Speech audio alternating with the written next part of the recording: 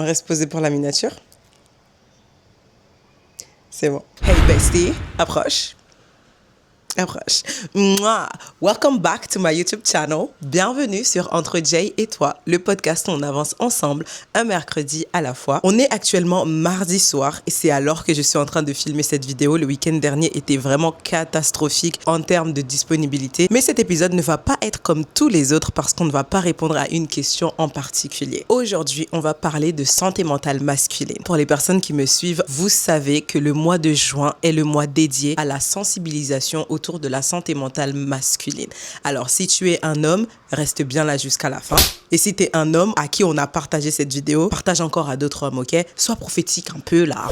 Ce sujet me tient particulièrement à cœur et j'ai beaucoup étudié, of course, pour faire cet épisode. Normalement, vous allez me dire, mais Jay, c'est censé être le mois de juin. Là, on va entrer en juillet. Apparemment, la fin d'une chose vaut mieux que son commencement. Et c'est pas une punchline, c'est un verset biblique. Va lire ta Bible. Si je demandais à un groupe de personnes combien de fois ils ont entendu les pasteurs parler de la santé mentale masculine à l'église, ils me diraient jamais, probablement. Parce que c'est pas un sujet dont on entend parler dans les murs de l'église ou même entre amis ou même à la maison. Alors, je vais particulièrement m'adresser aux hommes qui disent ça va alors que ça ne va pas.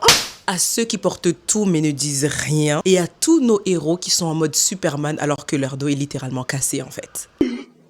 Et pour mes sisters, cet épisode est aussi pour nous parce que à travers tout ce que je vais partager, on va apprendre à prendre soin des hommes qu'il y a dans nos vies. On a tous un frère, un cousin, un ami, un oncle. C'est hyper important de comprendre ce qu'ils vivent vraiment afin d'être des safe places pour eux finalement. Donc tout ça là, c'était l'intro. Jesus is Lord. Et j'ai le plaisir de vous annoncer que cet épisode est soutenu par la marque Elevated Faith. Elevated Faith est une marque de vêtements chrétiennes basée aux États-Unis. Ils ont pour but de permettre aux gens de porter littéralement leur foi. Si tu as à cœur de porter ta foi, de porter des vêtements qui reflètent Jésus, l'amour de Christ à travers tes vêtements et d'évangéliser sans même dire un mot, je t'invite à cliquer sur le lien qu'il y a dans ma bio et je te mets également mon code promo BESTIE10, BESTIE 10, le chiffre 10, qui va te permettre de bénéficier de promotions, de réductions sur l'ensemble du site. C'est le premier sponsor. Wesh, va acheter quelque chose. Fais-moi plaisir. Merci. Allez, générique.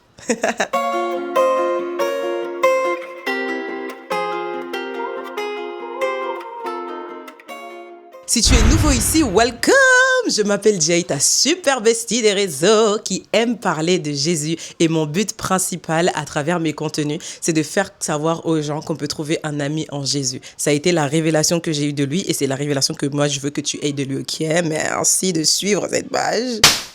Et si tu ne l'avais pas encore fait, je t'invite à liker cet épisode. Ça s'appelle Avancer par la foi et non par la vue. Come on! Tu peux aussi partager à 2, 3, 5, 18 personnes. Nobody's counting, baby. En tout premier, mes sisters et mes brothers, vous connaissez votre go, of course, que je suis allée étudier et bien évidemment qu'on va rester très factuel pour la première partie de cette vidéo. Prenez vos stylos, prenez vos carnets, toutes les sources que je vais citer, je les mettrai, of course, dans la description. La plupart d'entre eux sont en anglais. Si tu comprends pas l'anglais, Deeple. J'ai lu un article qui s'intitule A Narrative Review of Man's Mental Health de Julio Camacho Ruiz Carmen, Galvez Sanchez et Liminia Grace, dans lequel il disait « Les hommes sont beaucoup moins susceptibles à chercher de l'aide que les femmes ». Une revue scientifique explique que les normes culturelles de « un homme doit être fort, ne doit pas pleurer, ne doit pas montrer ses sentiments » bloquent les hommes finalement à chercher de l'aide. Et le résultat de ça, c'est qu'ils souffrent en silence. Dans ce même article, les auteurs expliquent que dès l'enfance, les garçons sont souvent socialisés à adopter des comportements associés à la masculinité. Qui ça? La masculinité, Jésus.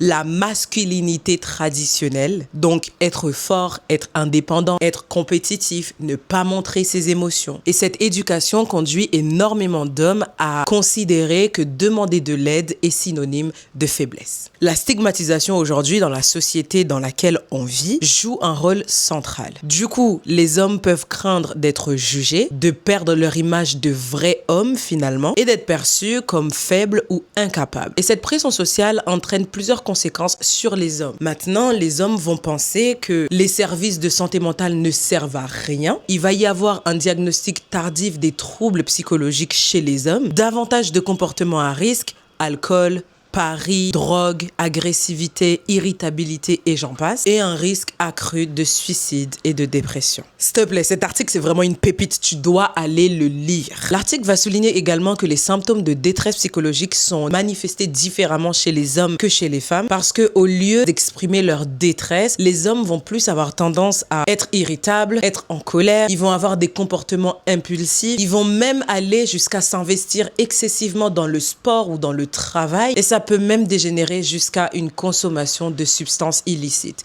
drogue, alcool, etc. Les auteurs de cet article insistent sur le fait que les professionnels de santé doivent tenir compte de ces différences de manifestations chez les hommes et chez les femmes afin de faire un diagnostic plus rapide de ces troubles psychologiques qui peuvent être manifestés chez un homme. Selon un article publié aux États-Unis qui s'appelle Males and Mental Health Stigma, Males and Mental Health Stigma. La Bible dit. Non, ça belle. M'a quitté ça. La Bible qui dit, Darlene, c'est la Bible qui dit. La Bible ne parle pas de ça. En tout cas, pas comme ça, petite. L'article nous fait savoir que plus de 6 millions d'hommes souffrent de dépression chaque année aux États-Unis. Dans l'article que j'ai cité précédemment, donc le tout premier, l'auteur insiste beaucoup sur les normes culturelles. Donc le fait d'être fort, etc. Parce que dès leur plus jeune âge, les garçons apprennent qu'être fort, ne pas montrer ses sentiments, c'est ça un vrai homme. Ces attentes, du coup, vont rendre l'expression de leurs émotions plus difficile que chez les femmes, parce que les femmes, en grandissant, on nous a appris à exprimer nos émotions et même à faire de la place pour qu'on puisse les ressentir à 100%. Les hommes, malheureusement, ont grandi dans un cadre totalement différent où on a banni l'expression d'émotions, où on leur a dit, finalement, avoir des émotions, c'est pas ça un homme. J'ai parlé de stigmatisation et voici que l'auteur dans l'article va décliner plusieurs types de stigmatisation par rapport aux hommes et à leur santé mentale. La toute première, c'est la stigmatisation sociale. La société considère souvent les personnes qui souffrent de troubles mentaux psychiques comme des personnes faibles ou incapables. La deuxième, c'est l'autostigmatisation. Les hommes vont donc intérioriser toutes ces croyances de la société et même de la tradition et ils vont ressentir de la honte lorsqu'ils vont simplement éprouver le besoin de demander de l'aide. La troisième, c'est la stigmatisation professionnelle. Certains professionnels de santé peuvent même émettre des préjugés lorsqu'un homme se présente dans leur cabinet pour un diagnostic. Et entre nous, c'est d'ailleurs pour ça, je pense, que les troubles psychologiques sont très tardivement diagnostiqués chez les hommes que chez les femmes. Et enfin, il y a la stigmatisation culturelle dans laquelle certaines cultures perçoivent les maladies mentales comme un sujet tabou ou un manque de force morale. Je sais, la situation est catastrophique. Reste là pour la suite. L'article va souligner également que la culture influence fortement la manière dont les hommes vivent leur santé mentale. Dans certaines communautés, notamment lorsqu'il existe une méfiance envers les systèmes de santé ou une forte valorisation de résistance, reconnaître une souffrance psychologique peut paraître très difficile. Et entre nous, je vais vous dire la vérité, c'est réel ce qu'ils ont dit dans l'article. Pourquoi? Va dire maintenant à mon père haïtien qu'il faut aller voir un psy ou un psychiatre parce que il y a des blessures, il faut qu'il guérisse de ses blessures ou bien il faut qu'il survive ses traumas. Va dire ça à mon père haïtien. Tu sais, si je veux dire ça à mon père, il va me dire quoi? Daline, qui ça l'est là, Daline? Pour mal web psychologue pour mal web psychiatre pour mal web. Qui bon mal faire psychiatre? Qui ba diable ça dit me ça pour mal faire? That's it. Je peux lui parler de ça jusqu'à ce que Jésus revienne. Pour lui, c'est bagaille diable. Period. Je vais vous mettre ici une capture d'écran d'une étude qui a été faite principalement en Amérique et vous allez voir, sur 100 000 hommes noirs, 12,2% se sont suicidés et les natifs américains ont pété le score avec 33,8% de suicides chez les hommes. Les mecs, s'il vous plaît, venez, on s'assoit, on va parler de la gravité de cette chose. En vérité, on est toujours dans une pandémie.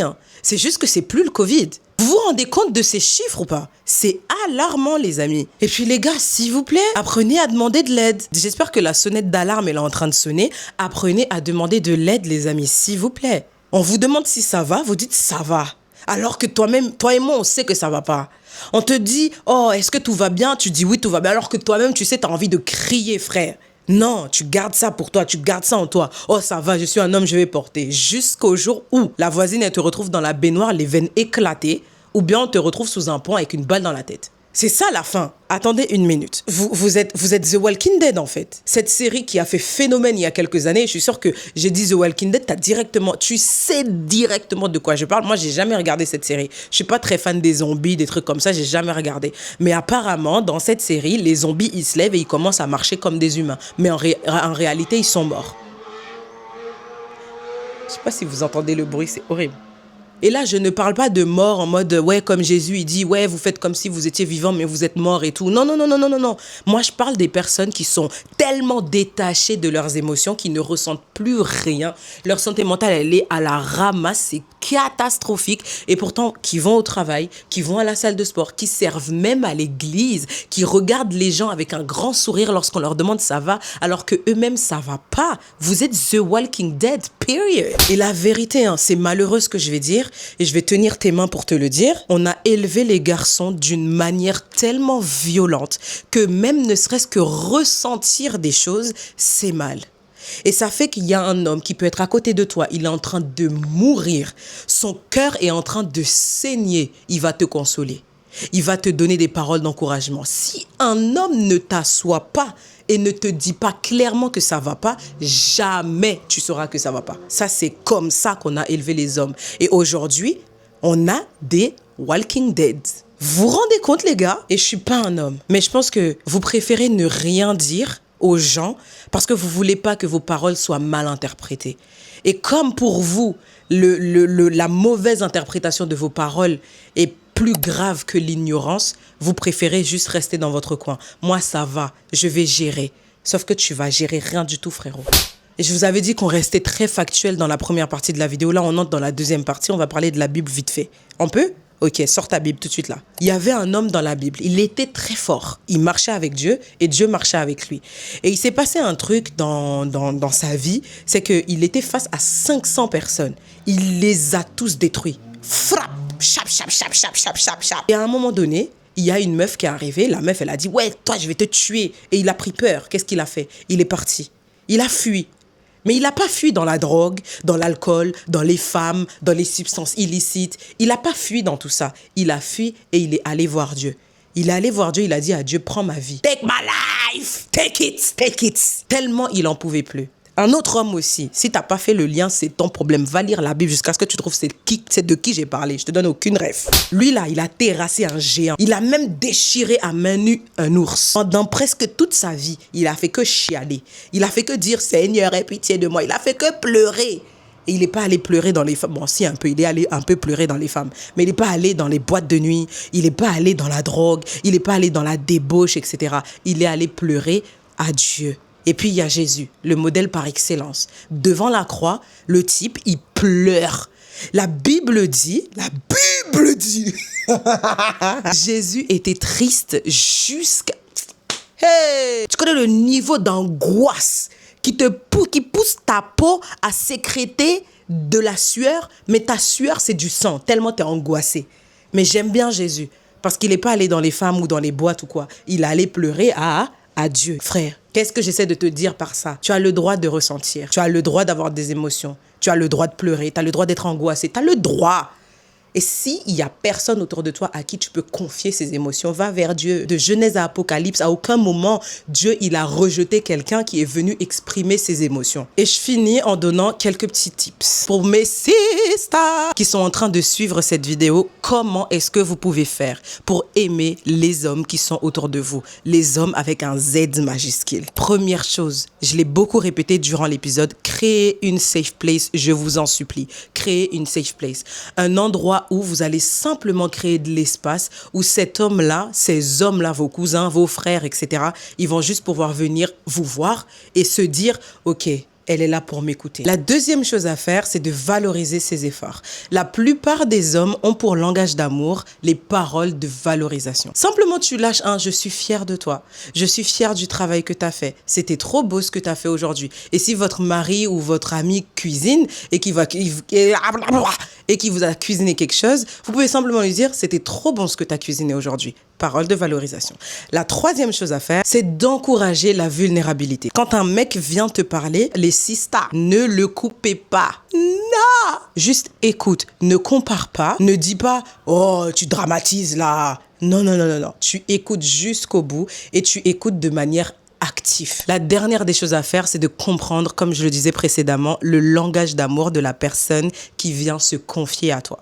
Gary Chapman en décrit 5. Paroles de valorisation, moments de qualité, toucher physique, les cadeaux et les services rendus. Beaucoup d'hommes aiment en action. Quand ils te protègent, quand ils te rendent service, quand ils te facilitent la vie. C'est sa manière de dire je t'aime, même s'il ne le dit pas avec des mots. Comprends ce langage d'amour, ma sista, et avance. Et pour vous, mes brodas, comment finir cet épisode sans vous parler en fait? Comment est-ce que vous pouvez faire pour prendre soin de vous et de votre santé mentale? Par pitié, reste jusqu'à la fin. Première chose à faire, parle à Dieu avant de parler aux gens. Je t'ai décrit 3 personnages principaux qui sont allés voir Dieu d'abord lorsqu'ils avaient un mal-être. Tu n'es pas obligé tout d'abord de te confier à quelqu'un physique.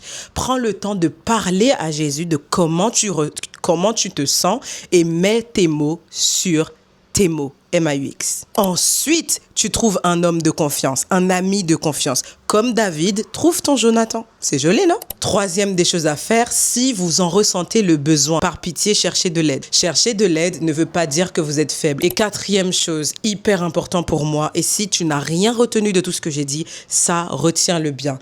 Détruisez-moi. Vous allez me prendre un marteau et vous allez me détruire ce mythe de Superman. Détruisez-le moi en fait, s'il vous plaît. Vous n'êtes pas des super-héros. Vous ne devriez pas porter une cape Superman toute la sainte journée. Et sachez que c'est pas parce que vous fermez la porte sur une bombe qu'elle va pas exploser. C'est pas parce que vous mettez votre cape de Superman en faisant semblant que tout va bien qu'à un moment donné, ça va pas faire boum badaboum en fait. Jetez-le moi votre cape là. Et si vous connaissez bien l'univers de Marvel, DC Comics et tout, moi j'adore ça, vous allez bien voir que les héros, généralement, ils sont appréciés que lorsqu'ils sont morts. Et même dans la vie de tous les jours, on aime quelqu'un que quand il est mort. Comme par hasard, la personne de son vivant, tu ne pouvais pas te le blairer. Et dès qu'il est mort, tu vas aller acheter les bouquets de fleurs les plus chers du fleuriste. Tu vas aller déposer sur sa tombe. Pourquoi? Parce que tu veux honorer celui qui est mort. Et aujourd'hui même, tu vas à Beverly Hills, sur le boulevard là où il y a les étoiles. 95% des personnes qui sont là-bas, c'est des personnes qui sont mortes déjà. Tu vois, non? Donc nous, les humains, on apprécie les héros que lorsqu'ils sont morts. S'il te plaît, ne sois pas un héros. Et si tu es quelqu'un que je connais qui est en train de regarder cette vidéo, je t'en supplie. Je t'en supplie, pas quitter me genou dans la rue parce que sinon, on m'a pas attrapé colle et tout. Apprends à demander de l'aide, s'il te plaît. Parce que moi, je ne voudrais pas raconter à ta fille ou à ton fils pourquoi est-ce que tu t'es ôté la vie. Je ne voudrais pas avoir à consoler ta sœur ou ta femme parce que tu n'as pas osé être humain. Je voudrais pas. Alors, je t'en prie, lorsque tu en ressens le besoin, demande de l'aide. Et je finis ainsi. T'es un homme et t'as regardé cette vidéo jusqu'à la fin. My brother, you matter. Tu comptes. Tu as le droit d'être humain, tu as le droit de pleurer, tu as le droit de ressentir, tu as le droit d'avoir des émotions, tu as le droit de demander de l'aide, tu as le droit même d'être faible parfois. Tu en as le droit parce que c'est ce qui fait de toi un humain. Et tu comptes. Crois-moi que tu comptes tellement. Et le monde ne serait pas le même sans toi, je te jure. Regarde autour de toi, tes amis, ta famille, même les gens de l'église qui te connaissent. Leur vie est meilleure parce que tu es dedans. Regarde comment tu les fais rire. Regarde comment tu les complimentes. Ma broda, il n'y a personne sur la terre qui est comme toi. Et c'est pour ça qu'on a besoin de toi. Et mes sisters, please, s'il vous plaît. Sachez, mes sisters, que vous avez le pouvoir de créer des safe places pour tous les hommes qui sont dans vos vies. Vos cousins, vos frères, votre mari, votre fiancé, vos amis, vos collègues. Vos connaissances, les personnes que vous connaissez à l'église, vous avez le pouvoir de créer une safe place pour eux. Soit la femme qu'un homme peut appeler à 2h du matin pour juste parler, juste déverser. Soit la personne à qui ton cousin peut tout raconter. Soit celle qui procure la paix, soit celle qui relève qui bâtit, qui aide à guérir. Sois celle qui console et qui encourage. Tu as le pouvoir de réduire les statistiques, les 6 millions d'hommes là aux États-Unis. Tu peux réduire les statistiques. Et je voudrais que ensemble, après avoir regardé cette vidéo, qu'on puisse être conscient que effectivement, on peut créer une génération d'hommes qui ont pour meilleur ami Dieu et qui ont pour safe place nous. Wesh. L'épisode est terminé. Merci Bestie d'avoir regardé. J'espère vraiment de tout mon cœur que cet épisode a été clair pour vous et que ça vous a poussé à la réflexion. On arrive à la fin de l'épisode. J'ai rien d'autre à dire. Voilà. Si tu ne l'avais pas encore fait, je t'invite à liker cet épisode. Like cet épisode. Tu ne l'as pas liké au début. Maintenant, tu m'as entendu dire tout ça là. Tu vas pas liker l'épisode. C'est quoi ton problème? Partage tout de suite. Merci. Malade. Et si tu as aimé cette vidéo, you can give it a big thumbs up. Ça veut dire like l'épisode. You can give it a big thumbs up ou a little thumbs up. Mais dans tous les cas, give it a thumbs up anyways. Big or little. Raconte-moi qu'est-ce qui t'a le plus touché dans cette vidéo. Qu'est-ce qui t'a le plus parlé. Vas-y, parle-moi en commentaire, wesh. J'ai pas fait tout ça pour rien, frère. Wow. Malade. And you can follow me as I follow Christ on Instagram. Je te mets mon Insta dans la barre de description below. Et of course, tu peux aller sur le site de Elevated Faith pour passer ta commande pour avoir tes super beaux t-shirts pour cet été avec le code promo BESTIE10 qui te permet d'avoir des réductions sur l'ensemble du site. J'ai dit qu'il fallait liker, qu'il fallait partager, qu'il fallait t'abonner. Oh, abonne-toi, active la cloche tout de suite. Excusez. J'ai oublié pour ça. Alors, active la cloche. Merci. Et puis, tu me mets en commentaire. Et c'est pas grave si tu n'as rien à dire. Tu peux juste dire t'es jolie. Wow. Ça me ferait plaisir. On se retrouve très vite pour le prochain épisode. D'ici là, Bestie, prends bien soin de toi. Bisous. Attends, alors, attendez. Seigneur Jésus qui sauve nous, n'importe qui race nous y est, reconnaître c'est vous qui m'êtes. Anyways. Hey Bestie, approche. Mon ordinateur est tombé. Associé à la traditionnelle, associé à la masculina. Hey, Jesus Christ, Dieu me blessé, oh Lord. Dans l'article